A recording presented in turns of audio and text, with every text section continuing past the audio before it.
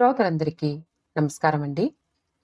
2 రోజుల నుంచి మబ్బులు కమ్మిన ఆకాశంలా ఉంది నా మనసు. ఏదో అస్థిమితం, అశాంతి. ఏ పని మీద మనసు నిలవదు. యాంత్రికంగా ఉద్యోగానికి వెళ్ళి వస్తున్నాను. అక్కడ పని చేయటంలో ఏమాత్రం ఆసక్తి ఉండటం లేదు. నా పెళ్ళయి సుమారు 25 ఏళ్లయ్యింది. ఇప్పటి వరకు ఏ రోజు ఇలా అనిపించలేదు. పుస్తకం చదవాలని సోఫాలో కూర్చున్నాను. కళ్ళు అక్షరాల వెంట వెళుతున్నాయి కానీ ఆలోచనలు ఎటో వెళ్ళిపోతున్నాయి. చదవటం ఆపి సోఫాలో వెనక్కి వాలి కళ్ళు మూసుకున్నాను. నా మనసు గతంలోకి వెళ్ళింది. నేను డిగ్రీ చదువు ముగించి ఉద్యోగం కోసం వెతుకుతున్న రోజులవి. అప్పుడప్పుడు గుడికి వెళుతూ ఉంటాను. ఆ రోజు కూడా వెంకటేశ్వర స్వామి గుడికి వెళ్ళినప్పుడు మొదటిసారి చూశాను వాసవిని. కాళ్ళు కడుక్కుని లోపలికి వెళదామని పంపు దగ్గర నిలబడ్డాను. వాసవి అప్పటికే ఒక చేత్తో పంపు కుడుతూ మరో చేత్తో చీర కుచ్చిళ్ళు కొద్దిగా పైకెత్తి కాళ్ళు కడుక్కుంటూ ఉన్నది. తెల్లటి పాదాలు వెండి పట్టీలతో మెరిసిపోతూ కనిపించాయి. ఆడవాళ్లకి పాదాలు కూడా ఇంత అందంగా ఉంటాయా అనిపించింది. ఆమె వెళుతూ ఎందుకో వెనక్కి తిరిగి నా వంక చూసింది. నేను కూడా అప్రయత్నంగా అటువైపు చూశాను. చెంపకు ఒక పక్కన పుట్టుమచ్చ, పొడవాటి జడలో కనకాంబరం మాలతో ఆ రూపం మనసులో గిలిగింతలు పెట్టినట్లు అనిపించింది. ఆ మర్నాడు కూడా గుడికొచ్చాను. ఆమె మళ్ళీ కనిపిస్తుందేమో అని అనుకున్నట్లుగానే కనిపించింది. నన్ను చూసి చిరునవ్వు నవ్వి గుడి చుట్టూ ప్రదక్షిణాలు చేయటానికి వెళ్ళింది. ప్రదక్షిణాలు ముగిసి బయట దేవుడి ప్రతిమ దగ్గర కొబ్బరికాయ కొడుతూ ఉంది. కొబ్బరికాయ గుళ్ళో కొట్టనివ్వరు.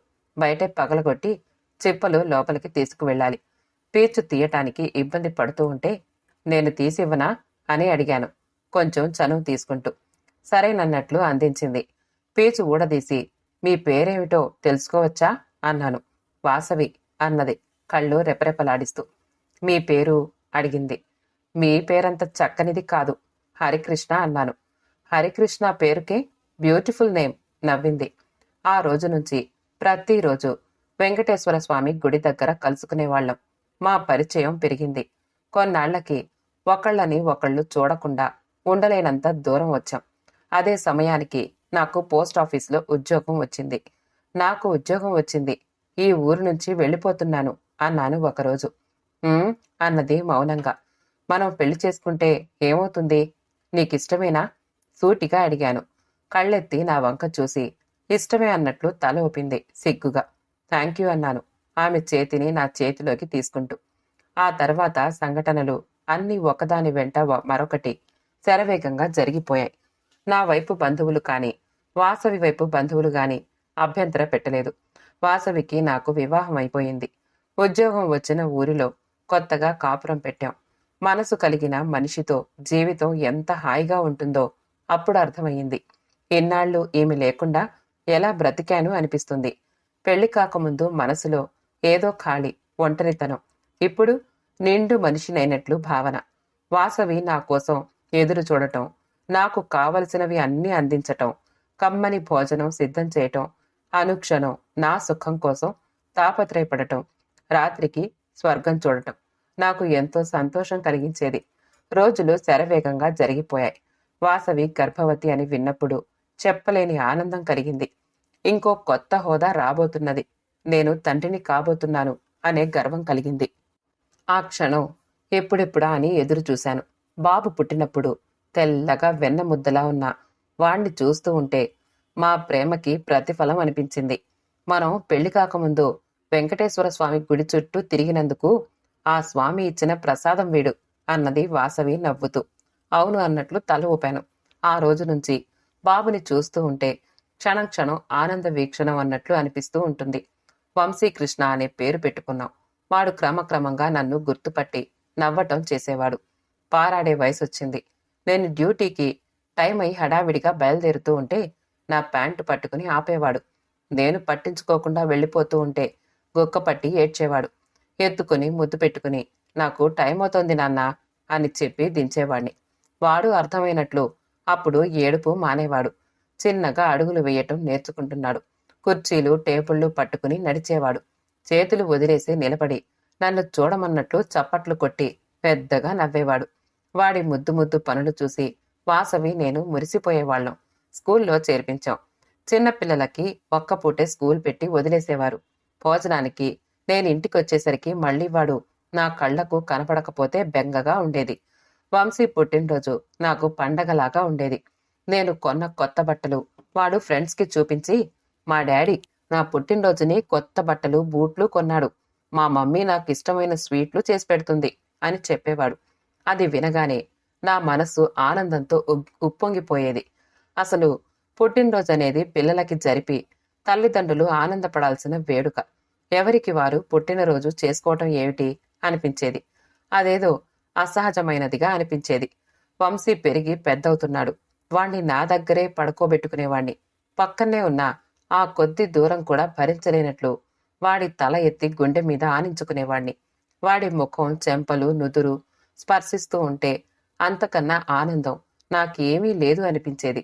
10th క్లాస్ వరకు అలాగే నా బెడ్ మీదే పడుకోబెట్టుకునేవాణ్ణి. వంశీ కాలేజీకి వచ్చిన తర్వాత విడిగా పడుకునేవాడు. ఇప్పుడు వాడికి 23 ఏళ్లు. ఇప్పటికి కూడా తాను చిన్న పిల్లాడినని ఫీల్ అయినప్పుడు, గారాబం వచ్చినప్పుడు నా గుండె మీద తల పెట్టుకుని పడుకుంటాడు. మరీ అంతగా ప్రేమను పెంచుకోకండి. ఏదైనా కారణంతో వంశీకి దూరంగా ఉండాల్సొస్తే ఏం చేస్తారు అనేది వాసవి.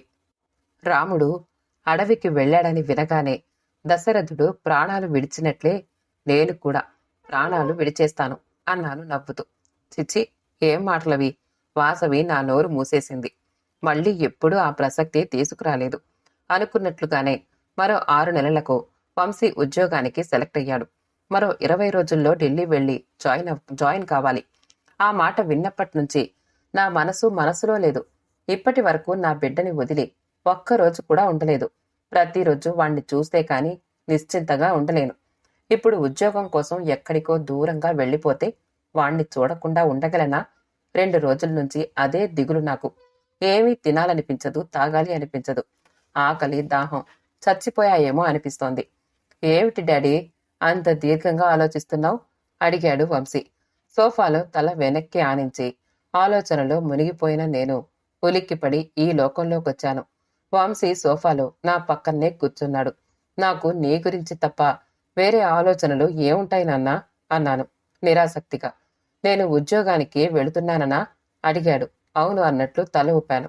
ఎంత దూరం వెళుతున్నాను డాడీ? ఢిల్లీనేగా. ఈ రోజుల్లో అందరూ అమెరికా వెళ్తున్నారు. మీరు బాధపడతారనే నేను అంత దూరం వెళ్ళదలుచుకోలేదు అన్నాడు. నువ్వు పుట్టిన తర్వాత ఒక్కరోజు కూడా నిన్ను చూడకుండా ఉండలేదు. అయినా ఇప్పుడు నువ్వు సంపాదించాల్సిన అవసరం ఏముంది? నేనున్నాను కదా. నీకు కావలసిన డబ్బిస్తాను. నీ భార్యా పిల్లల్ని కూడా నేనే పోషిస్తాను అన్నాను. అప్పుడు నలుగురు నన్ను పనికి మాలిన వాడి కింద లెక్క కట్టేస్తారు. ఇంత వయసొచ్చినా డబ్బు కోసం తండ్రి దగ్గర చేజాపుతున్నాడని హేళన చేస్తారు. మీ కొడుకు అలా అనిపించుకోవటం మీకిష్టమా అన్నాడు. లేదు లేదు, అలా కల్లో కూడా కోరుకోను. మరింకే, నన్ను పంపించండి. నేను ప్రతిరోజు ఫోన్ చేస్తాను. వీలైనప్పుడల్లా వీడియో కాల్ చేసి చూసుకోవచ్చు. సెలవు దొరికినప్పుడు ఇంటికొచ్చేస్తాను. మీకు మీ అబ్బాయితో కలిసి ఉండాలని ఎలా అనిపిస్తుందో నాకు కూడా నా పేరెంట్స్ దగ్గర ఉండాలని అనిపిస్తుంది డాడీ. కానీ తప్పదు అన్నాడు.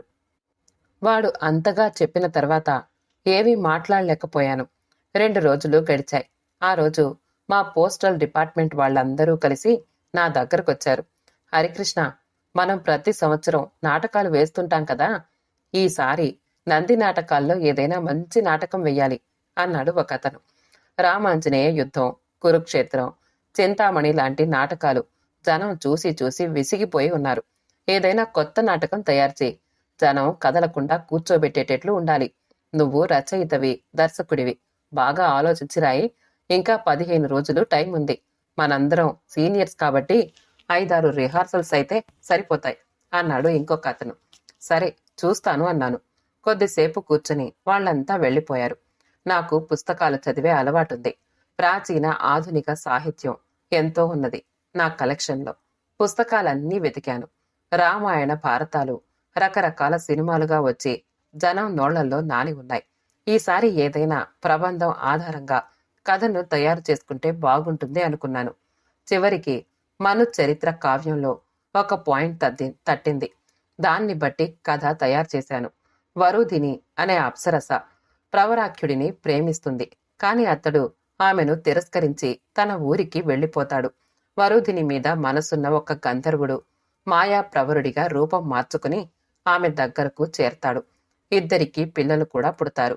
చాలా కాలం తర్వాత అతని నిజస్వరూపం బయటపడుతుంది. ఎంత మోసం! నన్ను ఇంత మోసం చేస్తావా అని అడుగుతుంది.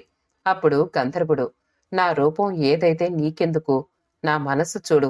నిన్ను హృదయపూర్వకంగా ప్రేమించాను. అగ్నిసాక్షిగా స్వీకరించిన అర్ధాంగివి అనుకున్నాను. నీతో ఉన్నంతకాలం మరో స్త్రీ వంక కన్నెత్తి కూడా చూడలేదు. నిజమైన భర్తలా ఉన్నాను. ఇందులో నేను మోసం చేసింది ఏమిటి?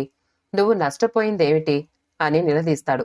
ఆమె ఆలోచించి అతన్ని భర్తగా అంగీకరిస్తుంది. ఈ నాటకానికి అందిన జాబిల్లి అనే పేరు పెట్టాను. మా వాళ్ళందరినీ పిలిచి నేను తయారు చేసిన నాటకాన్ని గురించి చెప్పాను. అందరూ బాగుంది అన్నారు. ఈ చివరి పాయింట్ వెరైటీగా ఉన్నది అన్నారు. రిహార్సల్ మొదలు పెట్టాం. ఎవరి పోర్షన్ వరకు వారు గుర్తుపెట్టుకోవటం నాకు ఇష్టముండదు.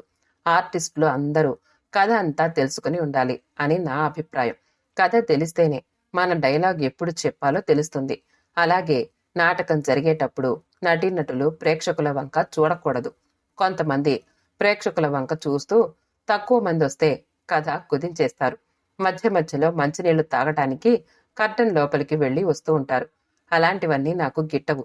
డైలాగ్ చెప్పేటప్పుడు పక్క ఆర్టిస్టు కూడా ఎక్స్ప్రెషన్ ఇవ్వాలి. కథలో లీనమైపోవాలి. వెనక నుంచి ప్రాంప్టింగ్ ఇవ్వటం నాకు అస్సలు ఇష్టం ఉండదు. ఈ నిబంధనలు అన్నీ అంగీకరిస్తేనే నేను డైరెక్షన్ చేస్తాను. మా టీంలో అందరూ నా నిబంధనల ప్రకారం నడుచుకుంటారు కాబట్టి మేము వేసే నాటకాలకు ప్రజాదరణ ఎక్కువ ఉంటుంది. 10 రోజులు రిహార్సల్స్ వేశారు. నేను దగ్గరుండి దర్శకత్వం వహించాను. ప్రదర్శన వేసే రోజు రానే వచ్చింది. నాటకం పేరు వైవిధ్యంగా ఉన్నది. తెర లేచేసరికి హాల్ అంతా జనంతో నిండిపోయింది. ఇంకా చోటు చాలక మెట్ల మీద కూడా కొంతమంది కూర్చున్నారు. నాటకం మొదలయ్యింది. వరుధినిగా చేసిన అమ్మాయికి నాట్యంలో కూడా ప్రవేశం ఉంది. ఆమె నడుస్తూ ఉంటేనే నాట్యం చేస్తున్నట్లు ఉంది. ఇక నాట్య సన్నివేశంలో ప్రేక్షకులను ముగ్ధులను చేసింది. ప్రవరాఖ్యుడిగా వేసిన అతను తెల్లగా అందంగా ఉన్నాడు. ప్రతి సీనుకి జనం చప్పట్లు కొడుతున్నారు. అనుకున్న లాస్ట్ సీన్ వచ్చింది. గంధర్వుడు వరుధిని నిలదీసి అడుగుతూ ఉంటే ఊపిరి పీల్చటం కూడా మర్చిపోయినట్లు విన్నారు. నాటకం అయిపోయినప్పుడు తర్వాత హాల్ అంతా కరతాళ ధ్వనులతో ప్రతిధ్వనించింది. 2:30 గంటల సేపు వచ్చిన వాళ్లంతా మంత్రించినట్లు కూర్చుండిపోయారు. ఒక్కరు కూడా మధ్యలో లేచి వెళ్లిపోలేదు. నాటకమైన తర్వాత మాకందరికీ చాలా సంతృప్తిగా అనిపించింది. ఇంకో 4 రోజుల తర్వాత నంది నాటకోత్సవాలు ముగుస్తాయి. చివరి రోజు బహుమతులు నిర్ణయిస్తారు. ఎదురు చూసిన రోజు రానే వచ్చింది. మేము ప్రదర్శించిన అందిన జాబిల్లి నాటకానికి ప్రథమ బహుమతి వచ్చింది. ఉత్తమ నటీనటులు, ఉత్తమ దర్శకుడి బహుమతులు కూడా మా నాటకానికే వచ్చాయి. కళలు, సినిమాటోగ్రఫీ మంత్రి గారి చేతుల మీదుగా బహుమతి అందుకున్నాం. స్థానిక ఎమ్మెల్యే, ఆర్డీఓ మొదలైన పెద్దవాళ్లందరూ వచ్చారు. ప్రెస్ వాళ్ల కెమెరాల ఫ్లాష్లు, వీడియో లైట్లు మిరుమిట్లు గొలిపాయి. ఆ మర్నాడు దినపత్రికల నిండా ఇవే వార్తలు. మా టీం అంతా వచ్చి నన్ను అభినందించారు. ఆకాశానికి ఎత్తేశారు. చాలాసేపు మాట్లాడిన తర్వాత వెళ్లిపోయారు. వంశీ నా దగ్గరకొచ్చి, డాడీ, హైదరాబాద్కి బస్సు రిజర్వేషన్ చేయించుకున్నాను. ఈ రోజు రాత్రికే వెళ్లిపోవాలి. రేపు ఉదయం ఢిల్లీ ఫ్లైట్ ఎక్కుతాను అని చెప్పాడు. అవునా, వెళ్లే రోజు అప్పుడే వచ్చేసిందా అనుకున్నాను. వంశీ ఊరు వెళ్లాలనే విషయం ఈ 20 రోజులు అసలు గుర్తే లేదు. మొదట ఆ 2 రోజులు వాణ్ణి విడిచి ఉండాలని ఎంత బాధపడ్డాను. ఆ బాధంతా ఇప్పుడేమైంది? ఆలోచిస్తున్న నాకు హఠాత్తుగా ఒక విషయం అర్థమైంది. ప్రతి మనిషి మనస్సులోనూ కొన్ని గదులు ఉండాలి. ఏ గదిలో చేయాల్సిన పని ఆ గదిలో చెయ్యాలి. నేను పోస్ట్ మాస్టర్గా ఉద్యోగం చెయ్యాలి. ఇంటి యజమానిగా ఇల్లు నడపాలి. భర్తగా, తండ్రిగా నా బాధ్యత నిర్వర్తించాలి. స్నేహితులతో కూడా కొంతసేపు గడపాలి. నా వ్యక్తిగత అభిరుచులకి కొంత సమయం కేటాయించాలి. మనకు ఇష్టమైన పనిలో ప్రశంసలు దొరికినప్పుడు ఎంత ఆనందం కలుగుతుందో ఇప్పుడు ప్రత్యక్షంగా చూశాను. అవన్నీ లేకుండా కేవలం కొడుకు కోసమో, భార్య కోసమో, ప్రియురాలి కోసమో కలవరిస్తూ వాళ్లనే అంటిపెట్టుకుని ఉంటే కొన్నాళ్లకి మనం చూపే ప్రేమ కూడా వాళ్లకు బందీఖానాలాగా ఉంటుంది. ఆ బందీఖానా నుంచి బయటపడి స్వేచ్ఛగా గడపాలి అనిపిస్తుంది. ఆ క్రమంలో మనల్ని దూరం పెడతారు. మనుషుల మధ్య బంధాలకు కూడా హద్దులుండాలి. అతిగా ఏది చేయకూడదు. జీవితం తాడు మీద నడక లాంటిది.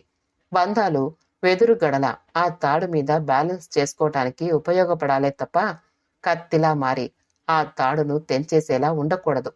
వంశీకి నా మీద గౌరవం పోకముందే, నా ప్రేమ బందీఖానాలాగా భావించకముందే నా ప్రేమను తగ్గించుకోవాలి.